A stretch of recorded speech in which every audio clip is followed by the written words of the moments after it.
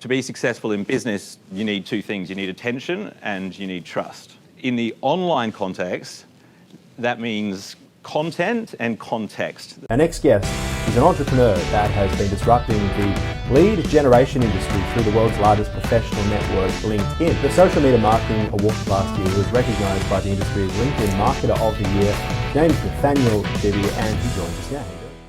Thank you for having me today. I really enjoyed the first speaker's talk. I think networking is something that's extremely powerful in business and in life. Have a good life and a good business is all about relationships. I don't work for a large organisation like a lot of you guys. I run a small business. I didn't start that business out of inspiration. I started it out of desperation. When I was working for an online marketing agency in Melbourne, I hadn't been paid in 3 months at one stage. And as a gun-ho salesperson, that kind of left me in a bit of a pickle. Wasn't normally one to be conservative and save money and so on. So 3 months was about the extent of my bandwidth. And then the CEO, who was a friend of mine, got fired. When they announced that in the meeting room in Melbourne, I said, okay, I've had enough. I'm out. See ya. And I got home and there was an eviction notice on my front door. So I did what any grown man would do, and I called my mum. And I said, Mum, I'm in trouble, I need some help. And she said, you're 29 years old now. No. I was like, okay, I'll call Dad. Dad's going through his own dramas, can't help me either. At this point, the sun's going down. I'm living in this apartment in St Kilda, sun's going down. What do you do when the sun goes down? Turn the lights on. Electricity's been cut off. I've got no money. Nothing in my wallet. I'm $20,000 in debt, and I've called there's no one. I'm from Perth. I didn't have a lot of friends and family in Melbourne, and so I didn't know what to do. And so I connected these. I thought I've got to do something. So I connected these two extension cables together, so they were long enough to reach a power point that was in the stairwell of this apartment building, in the public area, and I put the other end of the extension cables into a desk lamp. And underneath that desk lamp, I wrote my business plan, and the next day I started my company. I was doing some LinkedIn training stuff. It was very effective. And so I reached out to people the next day on LinkedIn, set one appointment, and managed to make $15,000 in my first day in business. So I started my business out of desperation. That's what I'm saying. Not here to boast or anything, but LinkedIn has been something which I saw a gap in the market. I thought, no one's offering this LinkedIn marketing stuff. It works better than anything else.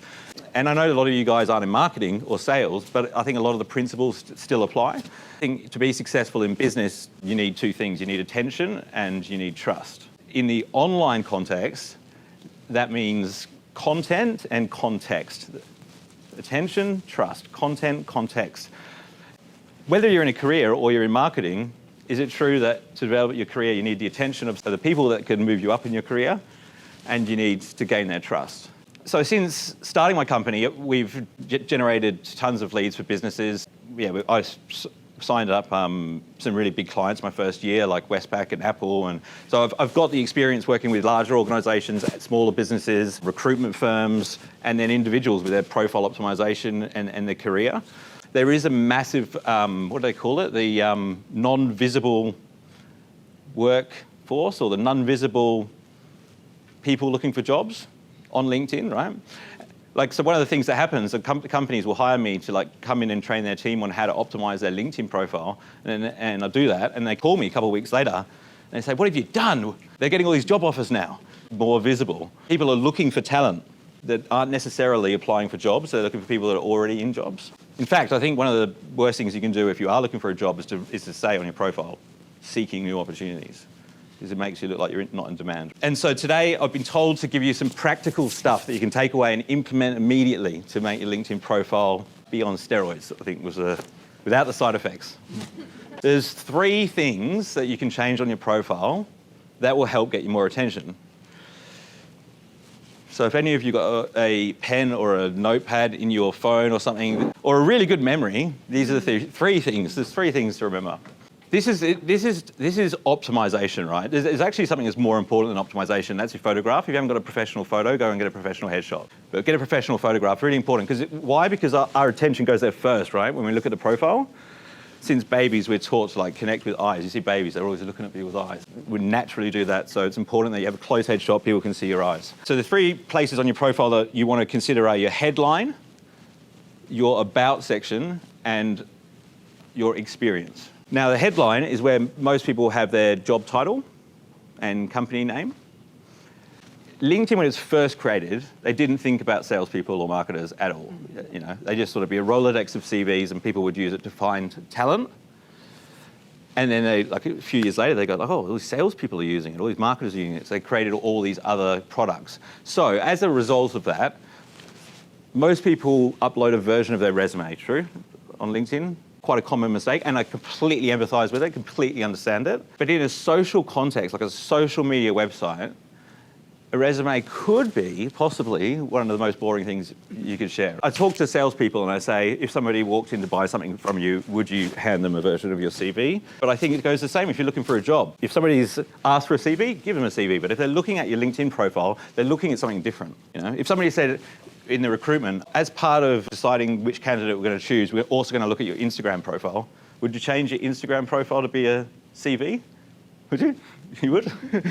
I would change my Instagram profile too, but I wouldn't make it look like a resume. So it's content and context. Content is the stuff that you put on your profile, but context is making it intuitive to the platform.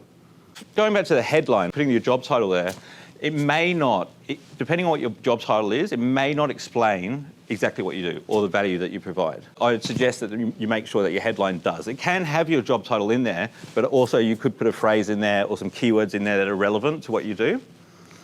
Because you've got to think about it. When somebody's doing a search, recruiters do this, they'll do a search for certain jobs that they want to fill, certain skills that they're looking for, and then the people that show up in the search results, all they see in the search results is your photo and your headline.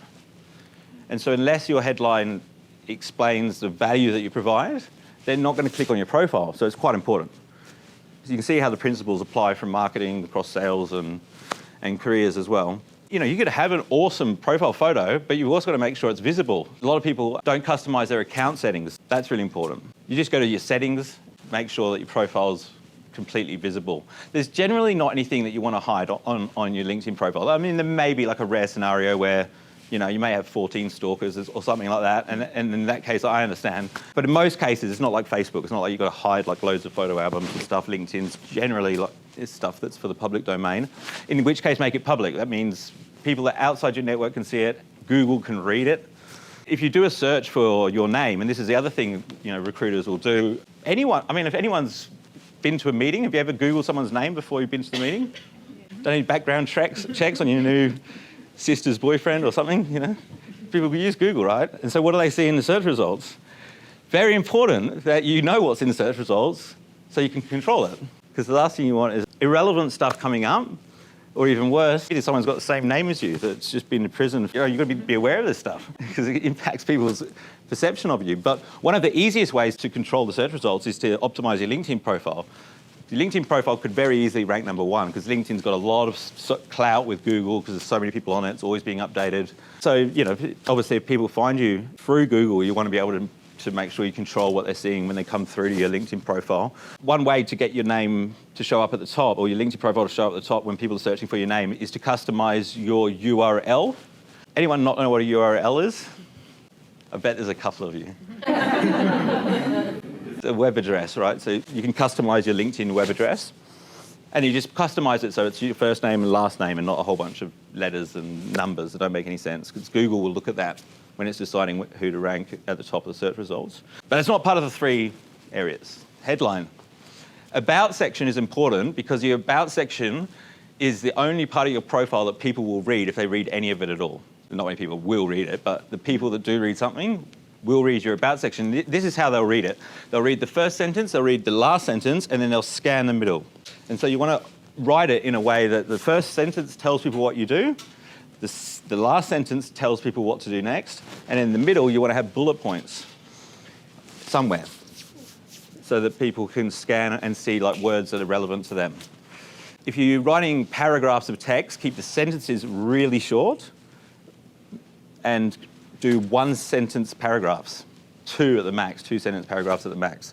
The reason I say that is because 70% of people are using their mobile to look at LinkedIn. You know what it's like when you're scrolling through text. As soon as you lose your place, most people are gone. The statistics say that we've got a lower attention span than goldfish at the moment. I find that hard to be true, don't you? Anyway, I know we've got a lower attention span than normal, but we're not goldfish, are we? So keep the paragraph short. All right, and in the experience section, it's actually the same principles as the headline. So if you literally put, if you wanted to rank at the top for, let's say, what would be a good keyword? Hollywood movie director, right? If you wanted to rank at the top of the search results for Hollywood movie director in Perth, what you would do is you'd put Hollywood movie director in your headline, you'd have it somewhere in your about section, and then you'd make it the job title in your experience section. If you did those three things, I'm 93% sure you'll rank the top. This is the quickest way to get to the top of search results. The only reason I'm explaining that particular keyword is because you guys could be thinking, what keyword do I want to rank at the top for? And then you can put it in those three areas, and then you'll rank at the top of search results. And then what will happen is, because you rank at the top of the search results, whenever somebody is searching for something related to that keyword, it doesn't even have to be the exact keyword, it's something related to it, they'll view your profile. So you're going to get more targeted traffic, and you'll see the profile views that start to go up, the number of people viewing your profile. So that's good. People like to rank number one. But if you want profile views, what's the quickest way to get more profile views, do you think? Any ideas? Write articles could be a good one, if they're good. Because if they're not good, then no one will see them, will they? Using hashtags? Using hashtags is another good way. Well, the easiest way, the most surefire way, the way that you could all do it, is to get more connections. You've got more connections, you've got more visibility. So I'll give you a bit of a word of warning, because a lot of people tell me, I'll come and do talks and training and stuff, and they'll put their hand up and they'll say, yeah, but LinkedIn's crap. Like, it's full of salespeople and recruiters. I just get all this spam from LinkedIn all the time.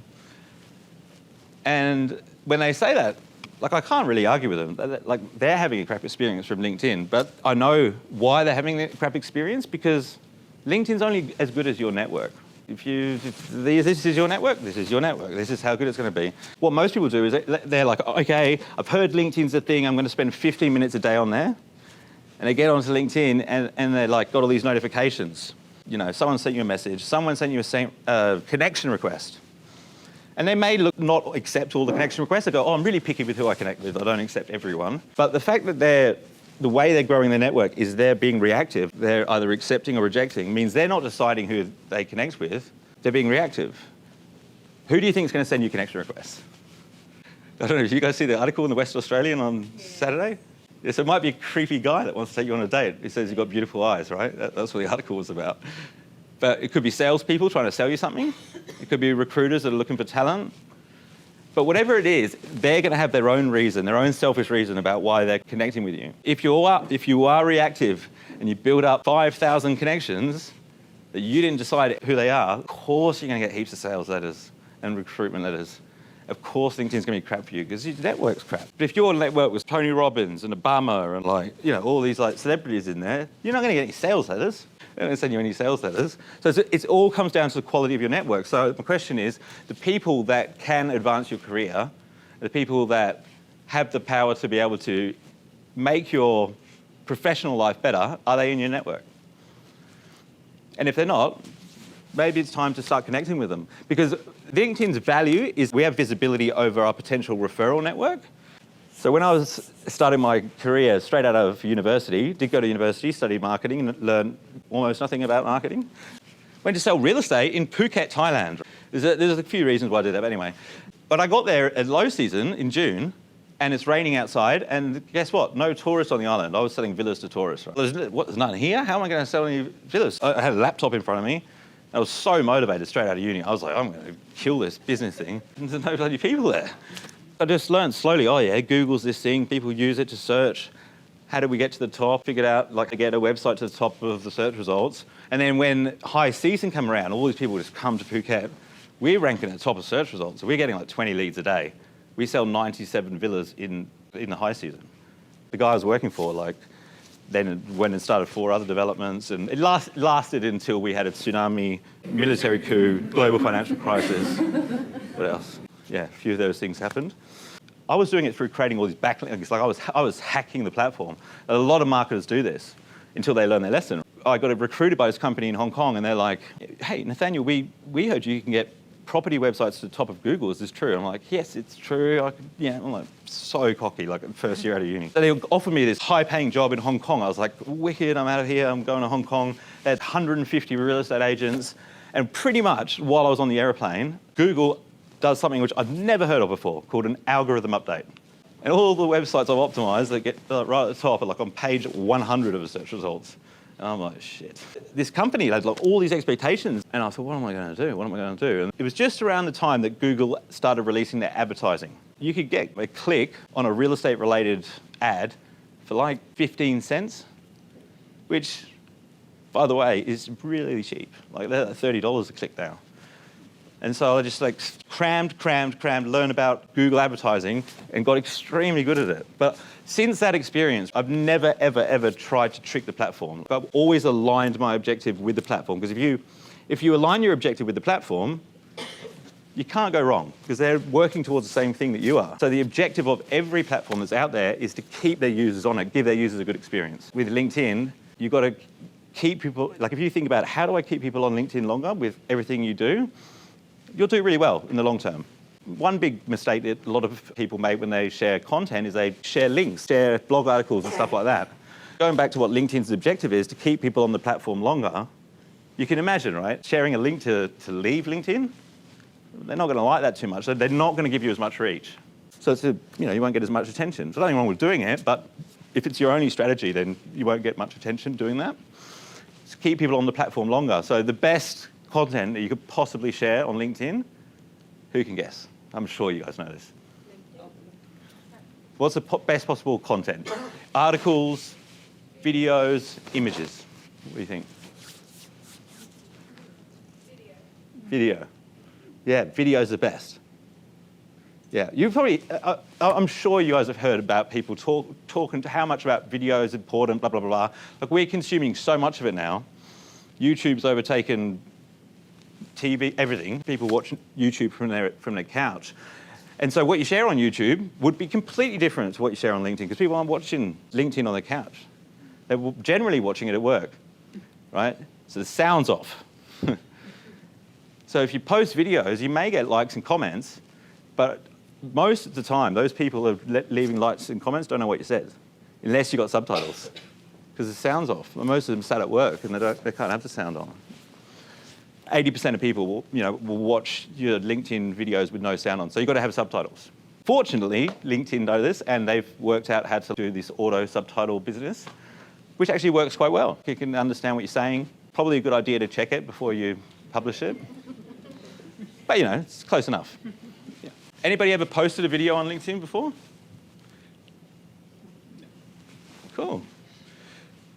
It's something that a lot of people don't want to do, right? Am I right? Is there anyone that does not want to post a video on LinkedIn? Okay, all right, well, let's get the phones out then. I'd encourage you to get over that and do that. If you want to grow your career, attention, trust, video is the best way to do it.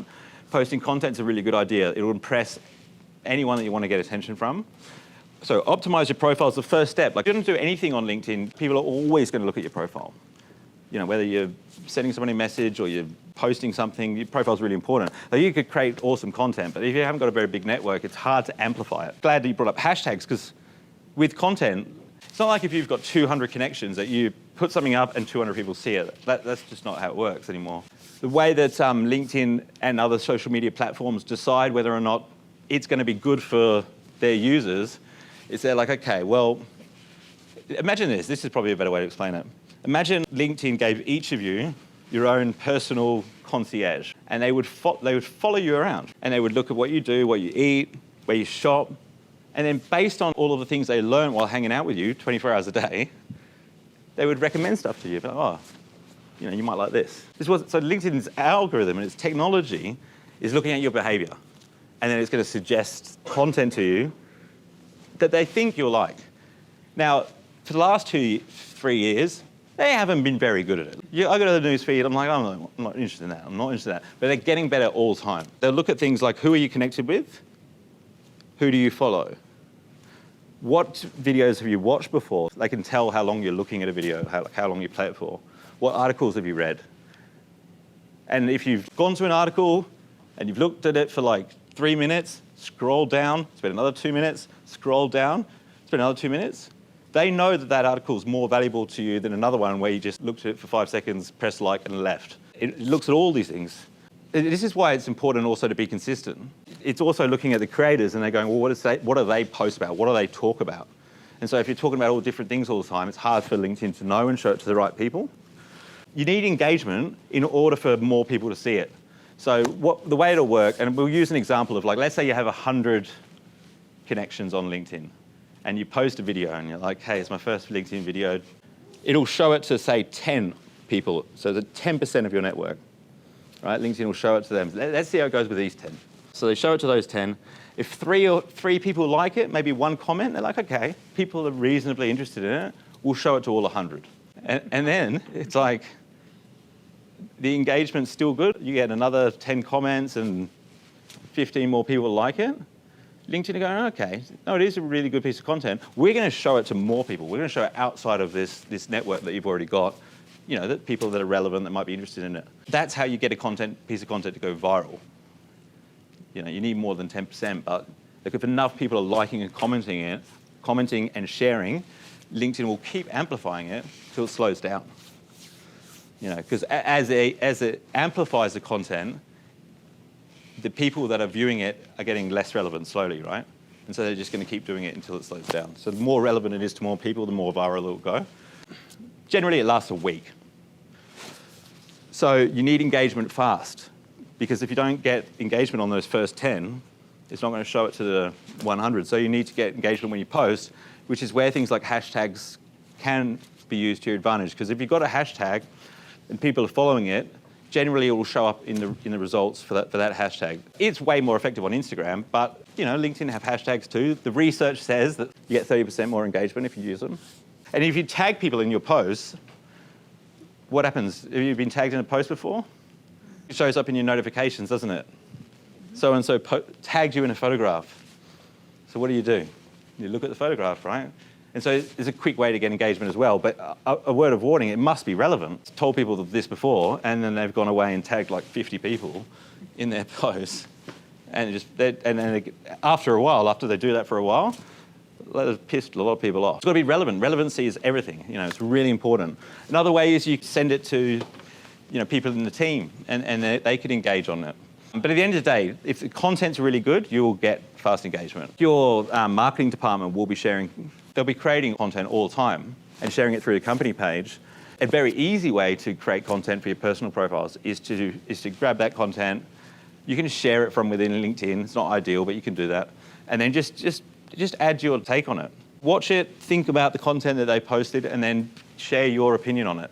So there's some value there, but you're the gatekeeper to your audience. Grow your network with the right types of people. Start sharing some content. By the way, I told people they didn't have to post content like a year ago.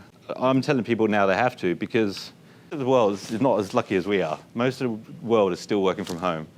And they're figuring out how to buy virtually, sell virtually, do job interviews virtually. Really important skill to have. And the only way that you learn how to post content that's engaging is to practice. It's the only way. I couldn't even tell you how to do it, because my network's different to your network. You have to learn what they're interested in. When you're going for job interviews where they've listed out the interview questions and they want you to submit a video answer to each of them, it's quite possible that this could be the way that job interviews are done in the future. It's way more convenient for both parties. Getting confident on video has become quite important. But I think it's an opportunity. I would be really excited about it, because you can imagine most of these videos are going to be terrible, right? So all you've got to do is get good at it, and then you're going to stand out. Have good lighting, like have the lighting come from behind the camera, bang, you're better than most candidates from a visual perspective. People are going to make their minds up from a visual perspective, whether they realise it or not. LinkedIn events are awesome. I'm really excited about LinkedIn events at the moment. Any of you involved in like webinars, you can fill up an event really easily on LinkedIn at the moment. They'll overtake Eventbrite as soon as they get payments on there. Sharing polls is really effective on LinkedIn. Yeah, you probably know this. I'm going to tell you something that's pretty obvious, but like LinkedIn copies everything off Facebook and Instagram, right? So if any of you are on Instagram, like you see what's working, it's only a matter of time before LinkedIn copy it, and you'll be able to tell, when they launch it, whether or not it'll be effective, because whether or not it was effective on Instagram or Facebook. LinkedIn have live video, but you've got to apply to get it. It's not that hard, but it's worthwhile doing. Because not many people have it, it's very effective. What should I leave you with? We've got time for Q&A after this, haven't we? Okay, any questions? Then he's going to stick around for a drink afterwards and then Yeah. absolutely pick his brain. Yeah, okay. Couple of questions, if there is. Yeah, no, have anyone of you got a burning question to ask me? I've got a burning question, so it's convenient. Okay.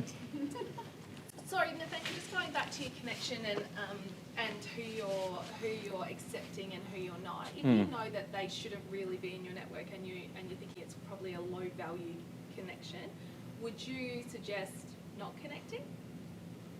If they've sent you an invite, at that point, I would choose whether or not, I would not accept. Yeah, absolutely.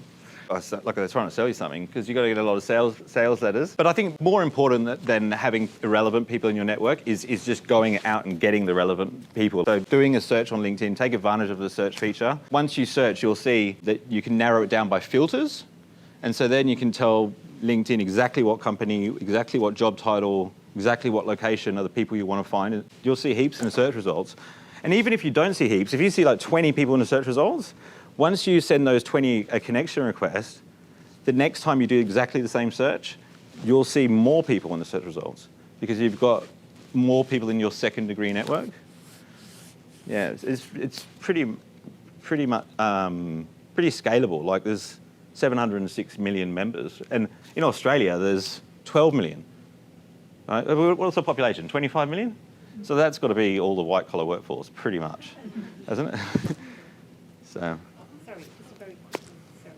So when you send a request, Yeah. does it have to be with a message all the time? No. Do you have to say why you want to request a connection? Yeah, like it is good. Like if there's some relevance, right?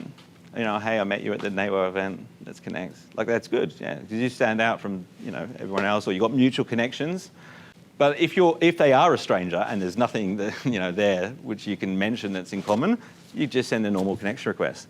I would have never told you that 5 years ago. I would have told you that the last thing you need to do is send a generic connection request. But what's happened now is all the salespeople are sending these customized connection requests. And so the generic, I did this test. You probably don't want to hear all this marketing research, but I did this test 2 weeks ago. And one of the best performing connection request scripts was a generic one. What? This is what I've been telling people not to do for 10 years. It's changed a little bit because people don't get as many of them. When they get a generic one, they're like, oh, yeah, that must be authentic. So it is always changing. But I always tell people, if you did my LinkedIn training 2 years ago, 60% of what you're doing is wrong. That's how fast things are changing. Yeah. We have a few more questions. Okay. Oh, please, sure. I was just going to ask a question. Is there any benefit in purchasing the premium LinkedIn or just using what is the free service? What's actually the value in doing that? Yeah, it's a good question. It's a good question because LinkedIn traditionally would offer people the ability to be able to message people they don't know with these upgraded versions, which, by the way, doesn't work very well. If you get an email from someone you don't know, the chance of you replying is much lower than if they send you a connection request, you accept it, and then send them a message. But these days, you can see more profiles. You've got more criteria you can use when you're searching, and you can view more pages per day, right? But if you're not using LinkedIn at all, and you're thinking about using it, when you sign up to premium, nothing changes. You already be using it, and you get a bit more functionality. But it doesn't. LinkedIn will tell you that that's all you need, and it will solve all your problems. People aren't going to jump out of the computer and throw their credit cards on the floor. That's not the way it works. Last question. Length of videos. What's the optimal length? Yeah, I wish I had a simple answer to that. Well, look, there is some research around it. They say 2 or 3 minutes, right? They say 2 or 3 minutes. From my perspective, it's however long it takes for you to get the value across. That's pretty much it. there's any fluff in there which you don't need, that doesn't need to be in there, get rid of it. But if it's awesome and it's 10 minutes, 10 minutes is great, but it's very hard to keep someone's attention for 10 minutes in a video. Like, we don't have analytics on LinkedIn, but I know my analytics on YouTube, and it kind of looks like this. Like, no matter how long the video is, there's a curve. How many people are watching, and it goes kind of like this. On social media in general, this isn't just specific for LinkedIn, after 10 seconds, 50% of your audience is gone, on average, on social media. Just keep in mind, most videos are crap. They don't have to be that good to be part of the top 50%, but after a minute, it's 80%. If you do a video and you rest your phone on a table and press record, right? And so the first frame's like no one in the shot because he's running around. First of all, your thumbnail will have no one in it.